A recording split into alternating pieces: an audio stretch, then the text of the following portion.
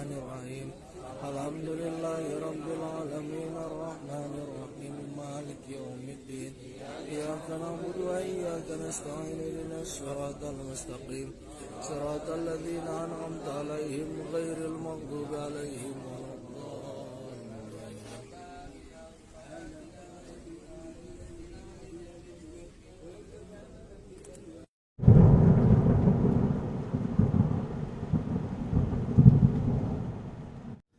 Seburuk-buruk manusia juga disebut seburuk-buruk manusia apa?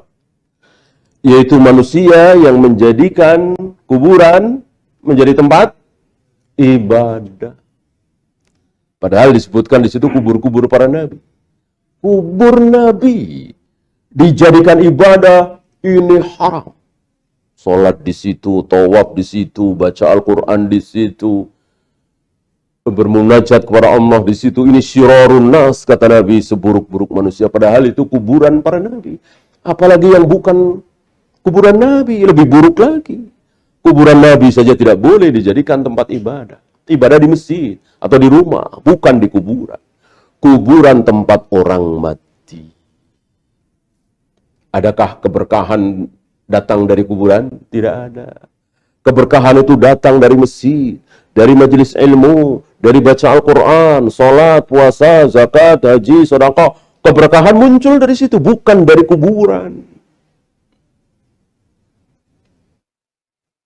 Kalau kuburan memunculkan keberkahan, seandainya keberkahan itu muncul dari kuburan, kira-kira yang paling berkah kuburannya siapa?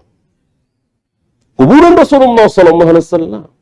Tapi kenyataan kuburan Rasulullah bisa dikunjungi para sahabat, apa tidak bisa?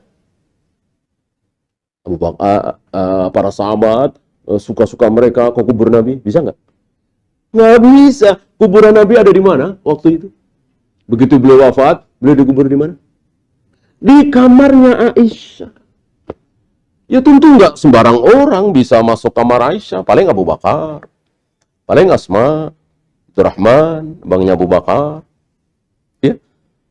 Umar nggak bisa, Ali nggak bisa, sahabat-sahabat yang lain nggak bisa. Berarti Nabi menutupi keberkahan dari kubur beliau untuk para sahabat yang masih hidup? Mustahil. Ini semakin tegas bahwa kuburan tidak mendatangkan keberkahan. Hatta kuburan Nabi SAW. Kalau kuburan Nabi mendatangkan keberkahan, berarti beliau menutup keberkahan. Dan beliau tahu kan, beliau ngasih tahu bahwa seluruh para nabi, para rasul harus dikubur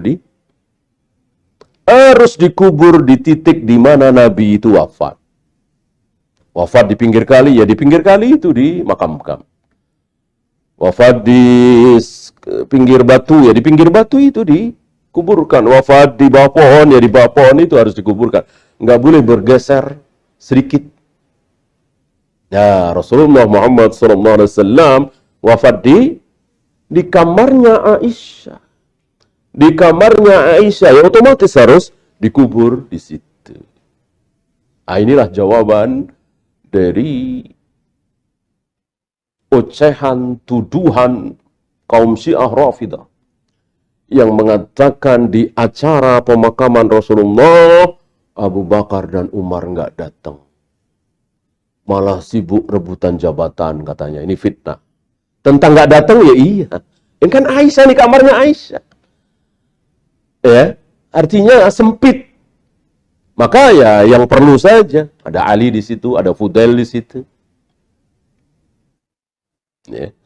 Jadi jangan dibayangkan bahwa pemakaman jasad Nabi SAW seperti pemakaman para ulama, pemakaman pahlawan presiden mana di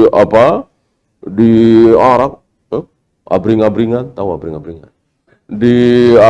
diantarkan oleh kaum muslimin ribuan, enggak ada orang disolati keluarkan ke masjid saja tidak. Maka yang menyolati jasad Nabi itu bergilir, laki-laki dewasa dulu. Ya paling 5 orang, 6 orang. Keluar, masuk lagi. Keluar, masuk lagi. Udah selesai laki-laki dewasa. Kemudian para wanita. Udah selesai anak-anak.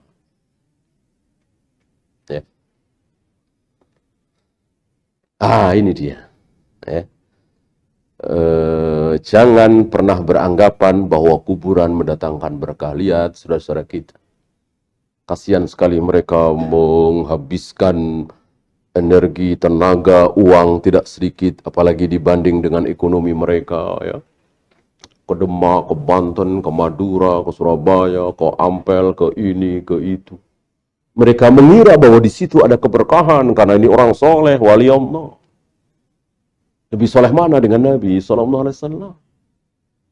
Ya? Kuburan Nabi tidak dikunjungi berbondong-bondong oleh para sahabat. Ya. Dan tidak bisa. Ya. Dan tidak ada pesan sedikit pun dari Nabi SAW.